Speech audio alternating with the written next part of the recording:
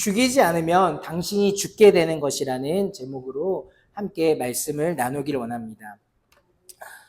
혹시 우리 영화 중에 많은 분들이 우리 어르신들 또 우리 성도님들이라면 그렇게 좋아하지는 않는 장르가 있습니다.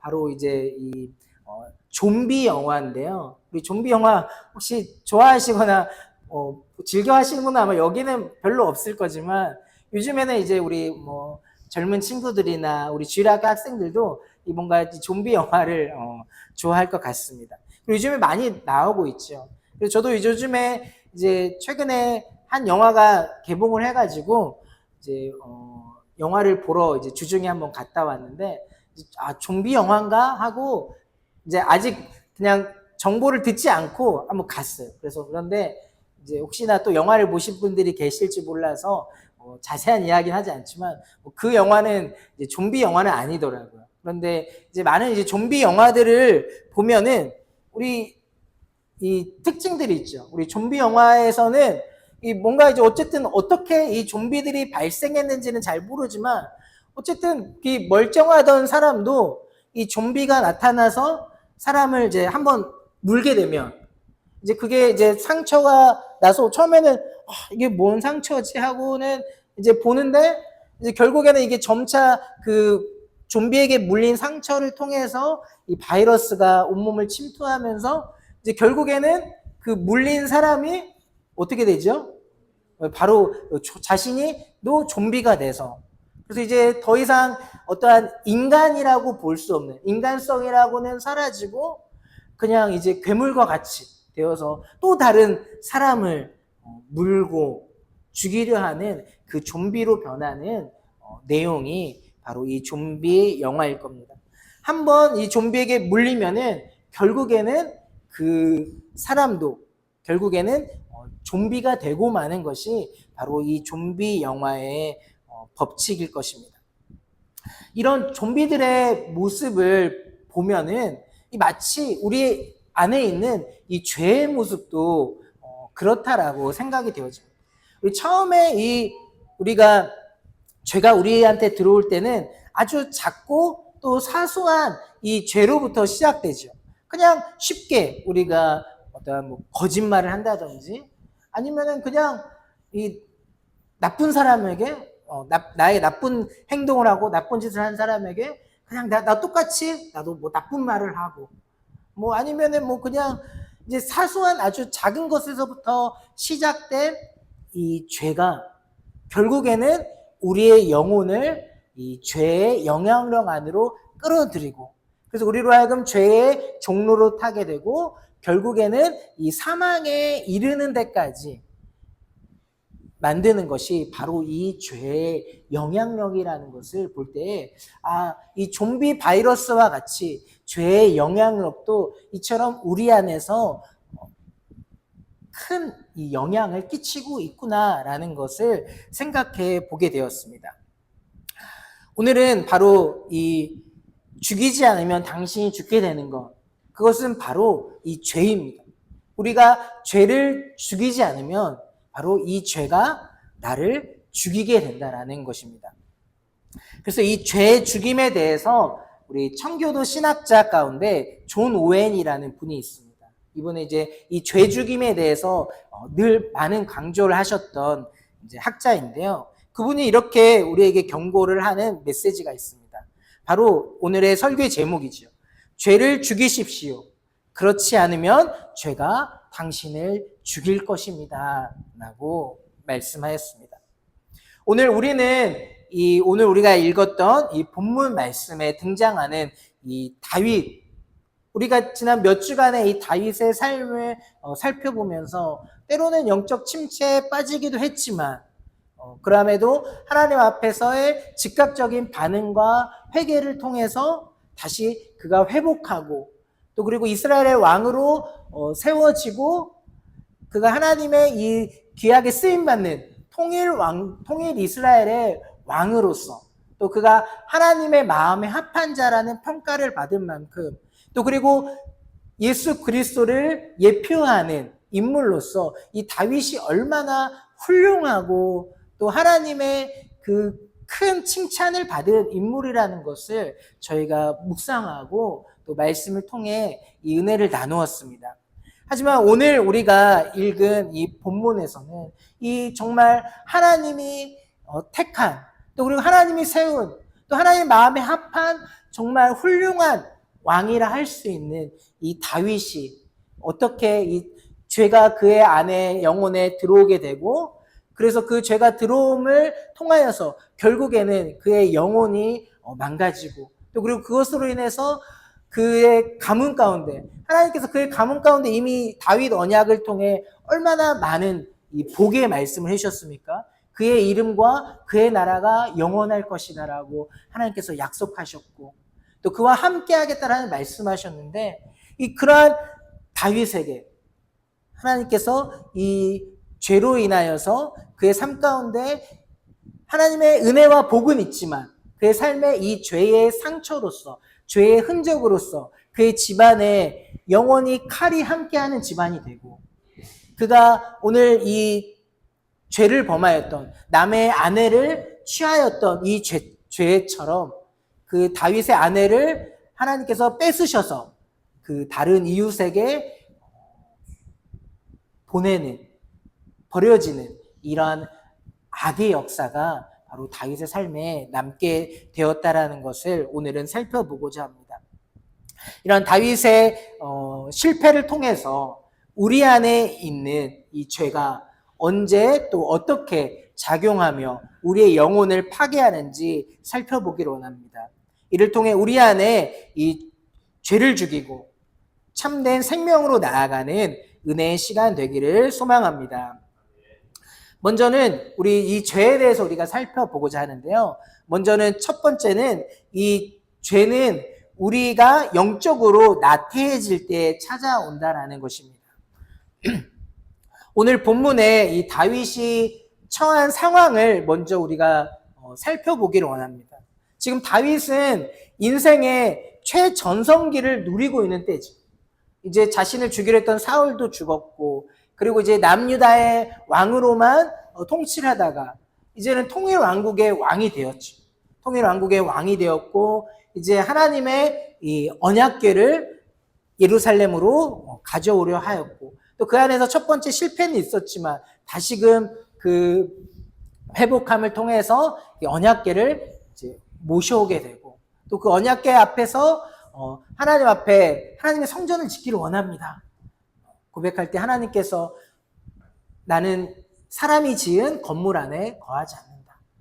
그렇지만 내가 너의 그 마음을 받았고 내가 그의 너의 고백에 복을 주겠다라며 다윗 언약의 말씀을 통해 다윗과 다윗 자손, 또 그리고 넘어서는 이스라엘 나라, 그리고 영원한 하나님의 나라에 대한 복을 이 다윗에게 주었습니다.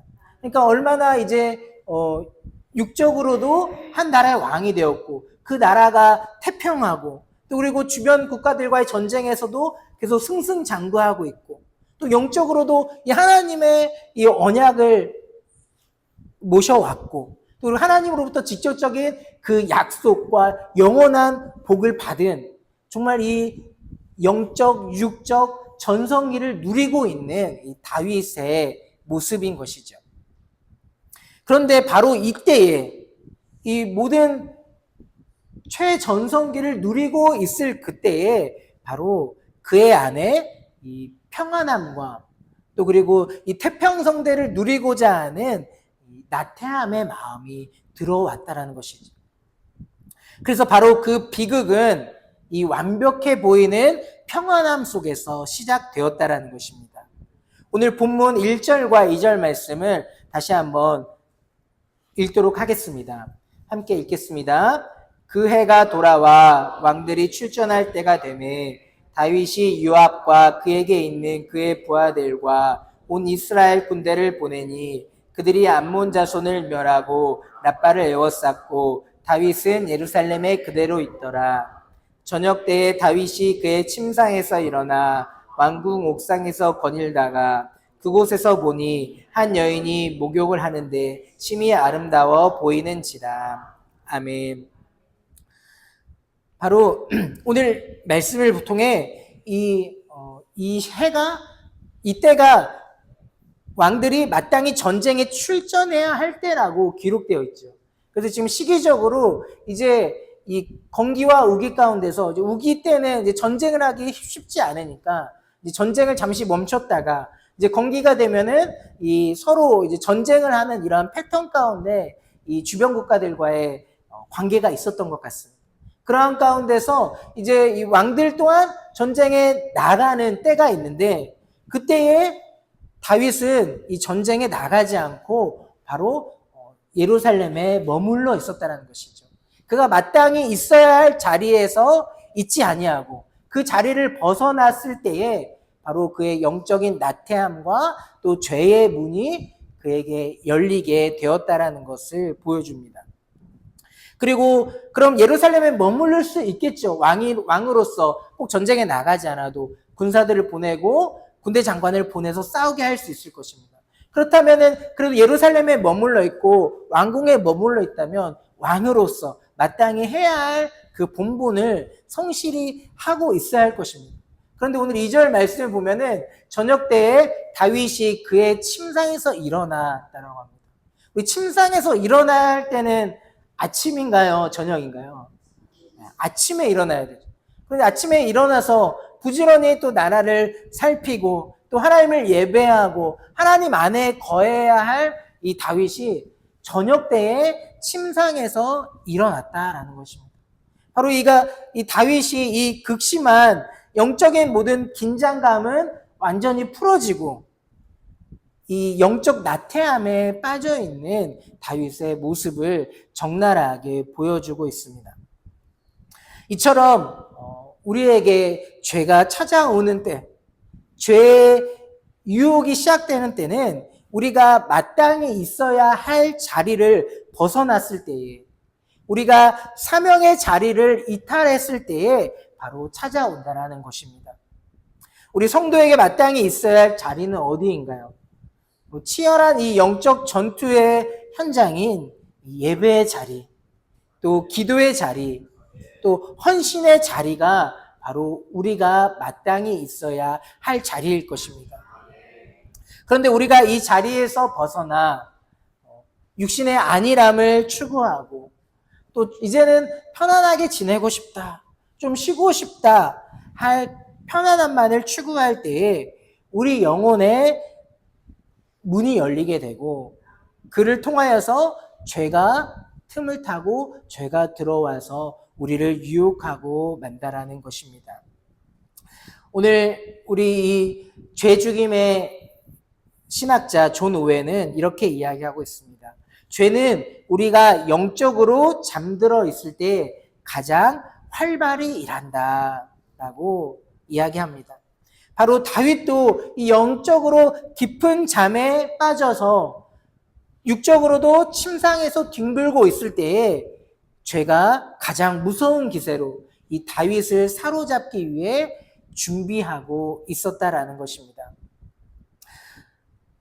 사도 바울은 고린도전서 10장 12절에 이렇게 경고합니다. 선줄로 생각하는 자는 넘어질까 조심하라. 우리가 가장 안전하고 평안하다고 생각하는 바로 그 순간이 이 영적으로 가장 위태로운 순간인 것입니다.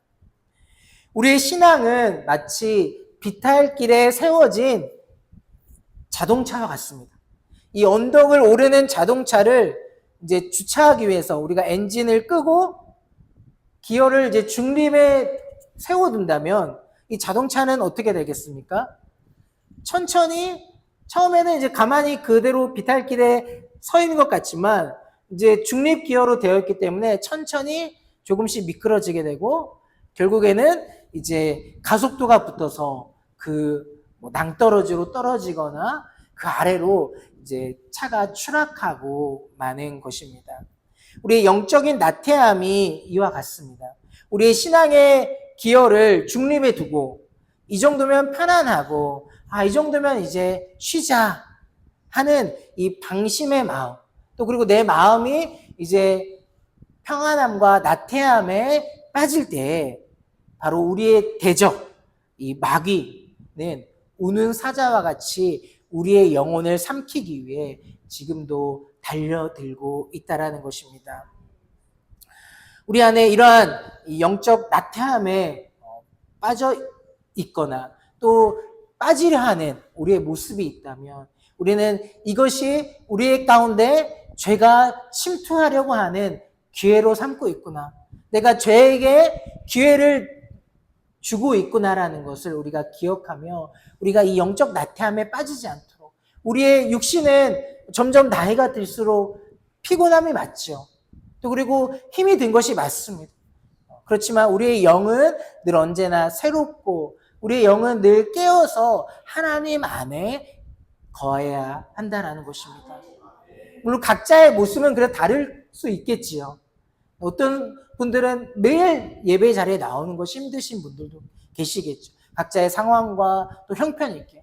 그렇다면은 각자의 자리에서 또 자기의 일터에서 또 어떤 잠자리에 들기 전이라도 우리는 하나님 앞에 서고 우리의 영혼이 늘 깨어 있어야 한다는 것입니다.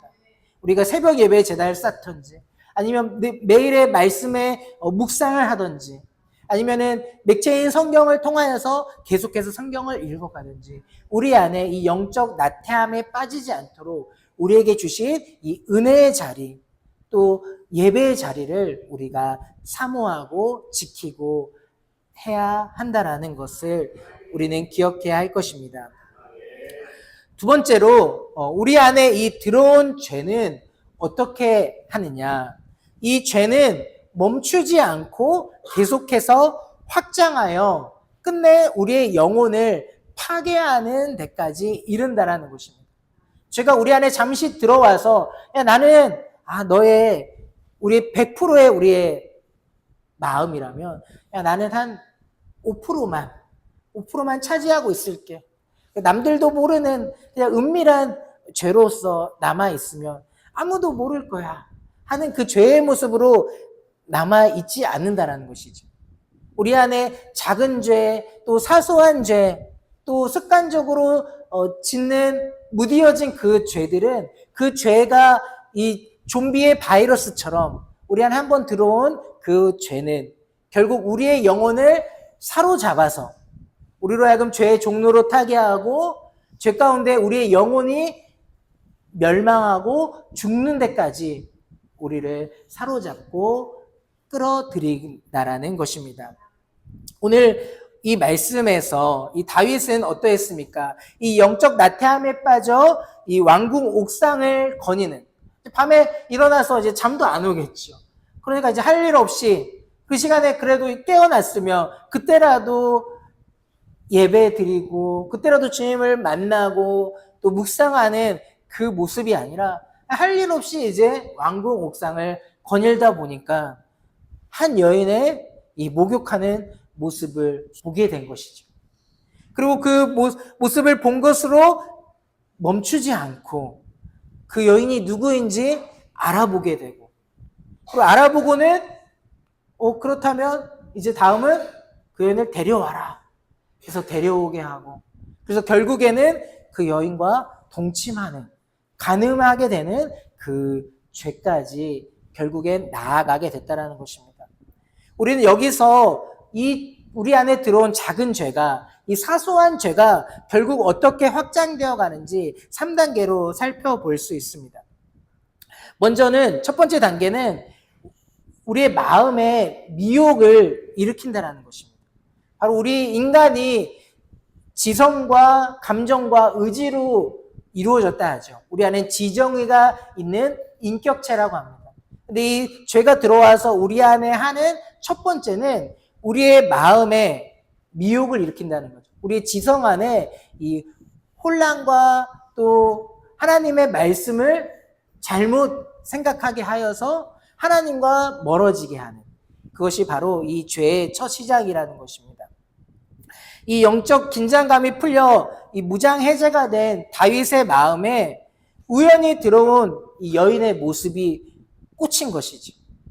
그리고 정상적인 영적 상태였다라면은 그 모습을 보다가도 그래 다시 그 바라보던 것을 또 주목해서 보던 것을 멈추고 이제 돌아와야겠죠. 돌아와서 묵상을 하고 또 그러면서 하나님 제 안에 자신의 잘못을 회개하고 또 돌이키는 모습이 있었어야 할 것입니다.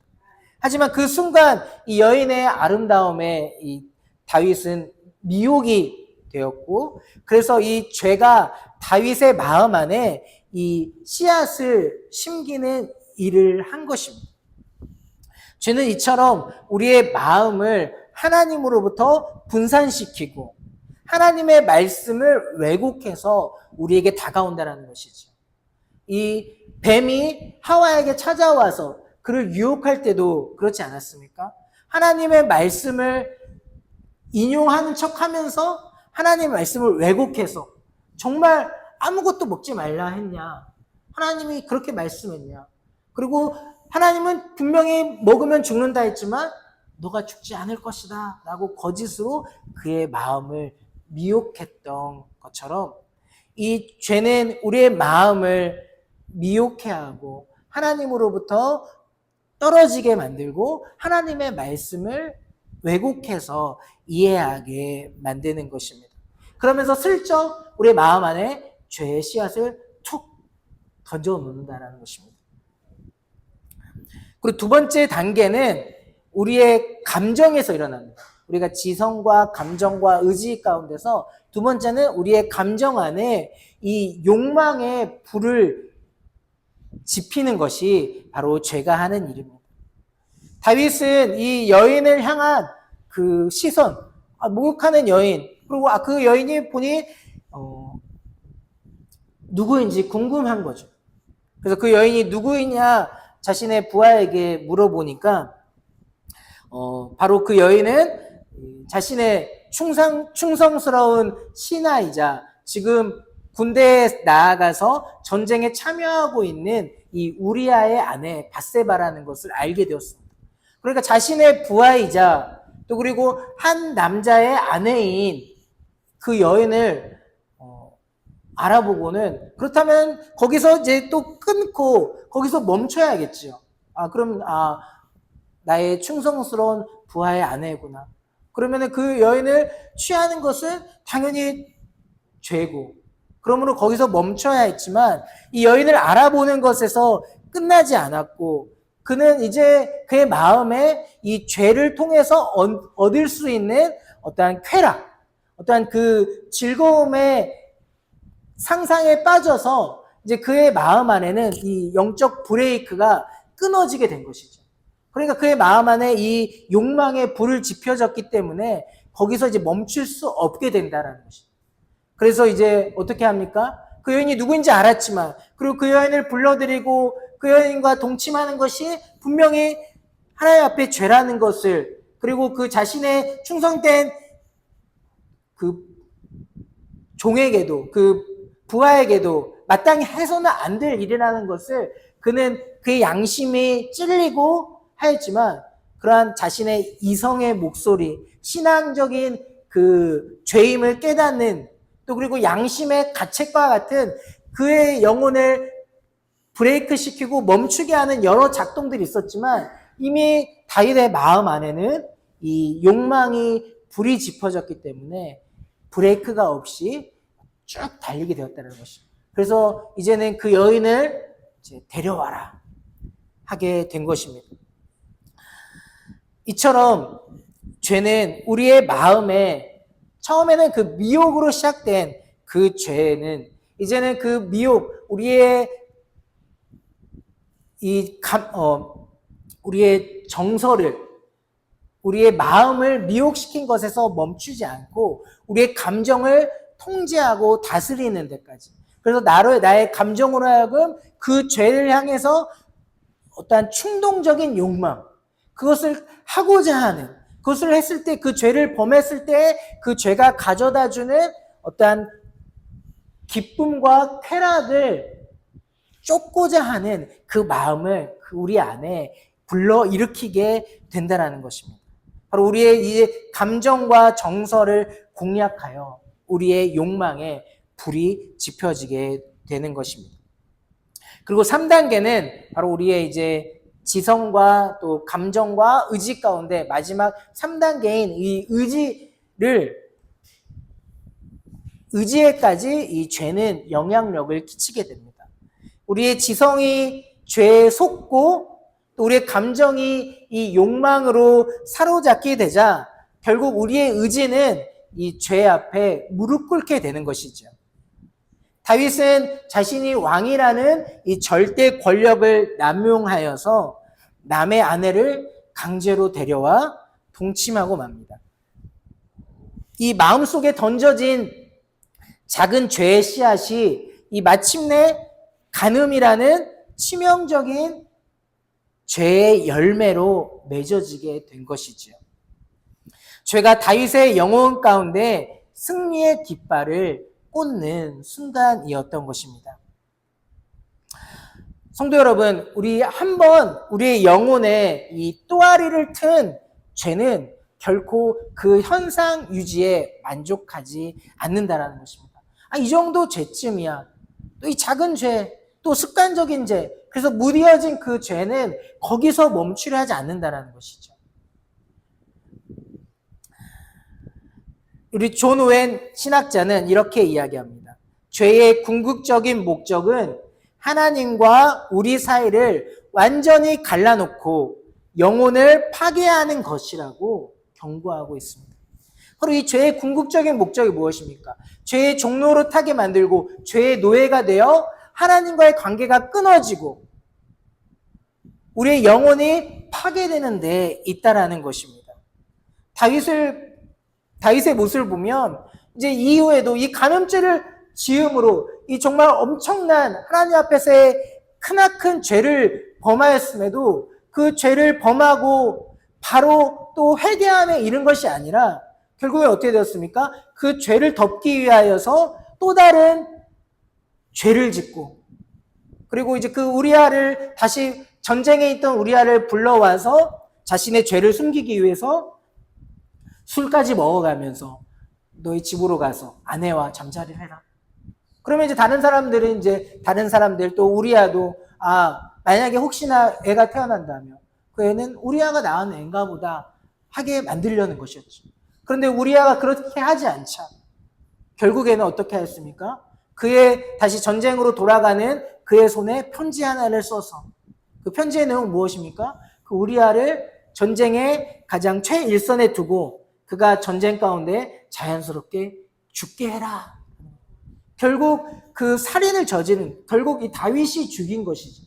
그래서 이 살인의 죄까지 결국 이 다윗의 영혼은 그 죄에서 멈추지 못하였고 결국 이 살인이라는 죄까지 그가 오게 되었다라는 것입니다.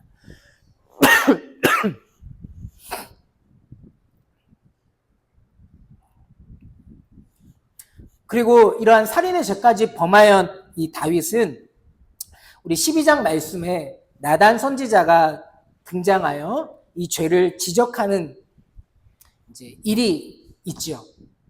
그런데 그 일은 바로 일어난 일이 아닙니다. 이 다윗이 죄를 범하고 또 우리아를 죽이고 나서 아마도 이제 9개월에서 1년간의 시간이 있었다라고 우리 학자들은 보는데요. 왜냐하면 그 아이가 임신하여 이 밧세바가 낳은 아이가 태어난 상황에 이르렀기 때문에 바로 이제 9개월에서 한 1년의 시간이 지났다는 것이죠. 바로 이 1년의 시간이 지나는 동안 다윗은 자신의 죄를 깨닫지도 못하고 하나님 앞에도 회개하지 못한 채 그 죽은 죄 가운데 거하며 그 죽어진 영혼으로 살고 있는 다윗의 모습이라는 것이죠. 철저히 영적으로 무감각해지고 철저히 영적으로 죽은 상태로 그는 살아갔다라는 것입니다. 다윗의 영혼은 확실하게 파괴되어진 것입니다. 이처럼 죄는 한계점이 없다라는 것을 우리가 기억해야 할 것입니다. 우리 영혼에 들어온 죄, 우리 영혼에서 작게 시작된 그 작은 죄, 사소한 죄, 그 또아리를 튼 그 죄는 결국에는 자신이 우리의 영혼의 주인이 되어 결국 우리를 죽게 만들고 우리를 죄의 종로로 타게 만들고 우리로 하여금 하나님과의 관계가 철저히 끊어진 상태로 이를 때까지 그는 멈추지 않고 이 죄는 멈추지 않고 우리 안에서 계속해서 일하고 있다라는 것을 기억해야 할 것입니다. 우리 중동의 그 유목민들에게 전해 내려오는 이야기가 있다고 합니다. 바로 이 겨울철에 이제 사막 한가운데서 이제 잠을 잘 때의 일인데요. 이제 겨울철 얼마나 춥겠습니까? 그래서 이제 거기에 이제 천막을 치고 이제 사람이 이제 거기서 밤을 지내는 것이죠. 그럴 때 이제 이 낙타를 이제 이 천막 앞에다가 이제 묶어놓고 이제 있겠죠.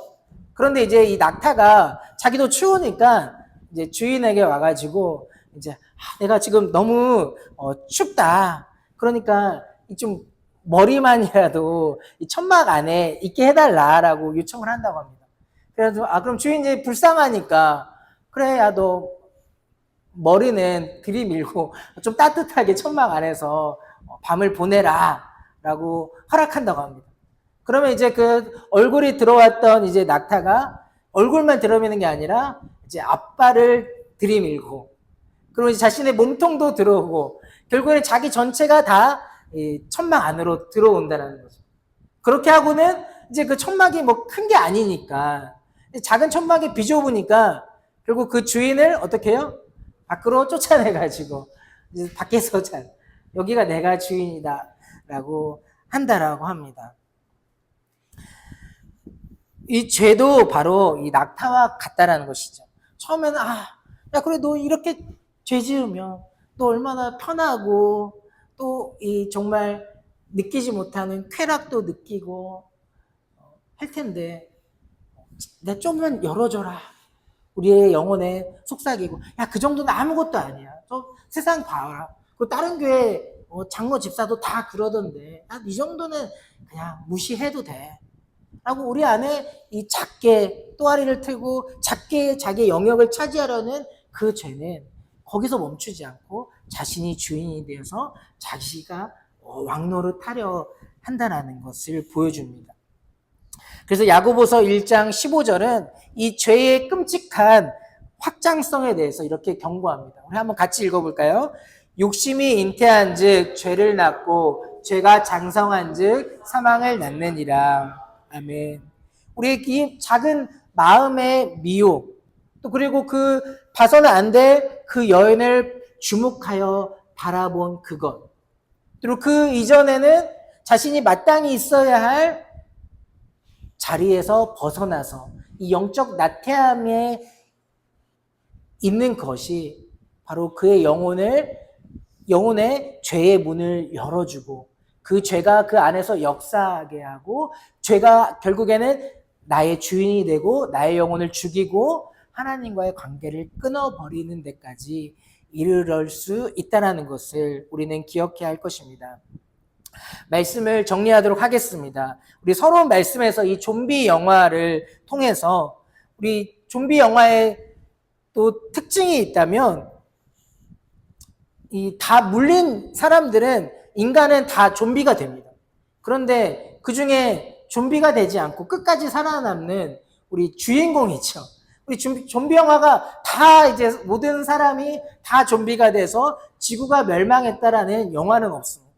그 중에서 꼭 우리 주인공 또 아니면 주인공의 그 아이에게는 뭔가 특별한 것이 있는 거죠. 그래서 이제 모든 사람은 다 그 바이러스가 침투하면은 좀비가 되는 게 당연한 건데 그 주인공이나 그 주인공의 아이한테는 그 어떠한 이제 항체가 있는 거죠. 아니면은 이제 다 인류가 다 망해가고 다 좀비가 되는데 어떠한 이제 비밀 연구소에서 이제 연구를 해가지고 이제 마침내 이 백신을 발견해서 이제 그 백신을 투입해서 결국에는 이 주인공이 또 주인공의 아이가 좀비가 되지 않고 또 그리고 그 이제 한번 살아난 그 생명으로 인해서 결국에는 또 온 인류가 다시 인간으로 회복되는 모습으로 이 영화가 끝이 나고 있습니다. 이처럼 이러한 어떻게 보면 영화적인 이야기가 우리 안에 이미 이루어진 것이 바로 이 죄라는 바이러스 이야기일 것입니다. 이 죄가 결국에는 우리의 영혼을 죽이고 그래서 우리를 죄의 종로로 타게 만들고 죄인으로서 하나님과의 관계가 다 끊어지게 만들었는데, 그런데 우리에게 찾아온 이 백신이 있죠. 바로 한 번도 인간의 모습을 입으셨지만 죄는 없으신 그분께서 우리의 죄의 백신이 되어 우리의 죄의 문제를 해결하기 위하여 이 땅에 오셔서 십자가에서 죽으심으로 우리의 살 길이 바로 열리게 되었다라는 것입니다. 오직 우리의 살 길은 우리가 이 죄 가운데 우리 안에 들어와서 우리로 하여금 죄의 종로를 타게 만들고 우리로 하여금 영원한 죽음에 이르게 하고 우리로 하여금 하나님과의 관계를 끊어버리게 했던 이 죄의 영향력에서 오직 유일한 생명의 길, 오직 유일한 백신의 길은 바로 예수 그리스도입니다. 그 예수 그리스도를 우리가 믿고 그 예수님을 나의 구세주로 그의 십자가의 보혈을 나의 구원의 길로 여기고 믿고 바랄 때에 바로 우리 안에 이 죄의 영향력은 사라지고 우리 안에 다시금 이 생명의 다시금 구원의 길이 열리게 되었다라는 것입니다. 사랑하는 성도 여러분, 우리는 이제 이 영적인 나태함의 자리에서 벗어나서 우리에게 맡겨주신 이 은혜의 자리, 예배의 자리, 하나님 앞으로 나아가는 자리에 계속 머무시기를 주님의 이름으로 축복합니다. 그리고 우리 안에 이 작은 또아리를 틀고 우리 안에 고개를 내밀고 내 얼굴만큼만 들어와 달라. 우리에게 유혹하는 이 작은 죄의 유혹 앞에서 이 죄와 싸우기로 결단하시고 이 작은 죄도 내가 틈을 내주지 않겠다. 이 죄를 내가 죽이겠다라고 할 때에만 우리의 영혼은 죄를 죽이고 우리가 죄에 죽지 않는다라는 것입니다. 하지만 우리가 죄를 죽이기를 포기할 때 죄는 우리 안에서 왕노릇하여 우리를 결국 사망의 길로 인도할 것입니다. 바로 우리에게 이 영원한 백신이 되시고 우리의 죄의 문제를 해결하신 예수 그리스도의 십자가의 보혈로 옷 입으시는 그로 인하여 힘을 얻으시는 그로 인하여 생명의 시작하시는 저와 여러분 되기를 축복합니다. 우리 이 시간에 같이 결단에 찬양하며 나아가기를 원합니다. 우리 다윗의 고백인데요. 이 죄를 범하고 나단 선지자의 그 죄의 책망 앞에서 결국 다윗은 다시금 하나님 앞에 자신의 죄를 고백하고 회개하며 이 고백을 올려드렸던 것입니다. 우리 죽은 영혼 다시 살리는 것 우리의 힘으로 할 수 없습니다. 죄의 문제를 우리의 힘으로 끊을 수 없습니다. 우리에게 하나님은 은혜를 주시고 우리에게 예수님을 믿는 그 믿음을 주셔야만 우리 안에 회개와 구원의 길이 열리게 되는 것입니다. 바로 우리 안에 내 영혼 안에 이러한 은혜가 있기를 또 그리고 우리의 전도의 대상자들 우리의 가족들 우리의 믿음에 연약한 자들이 정말 하나님의 이러한 은혜가 저들의 삶에 임하여 하나님 앞에 다시금 돌아와 그 죄의 종로를 타는 것이 아니라 생명의 하나님 나라의 왕이 될 수 있는 하나님의 자녀가 될 수 있는 저들 되도록 우리 같이 찬양하며 결단하며 나아가도록 하겠습니다.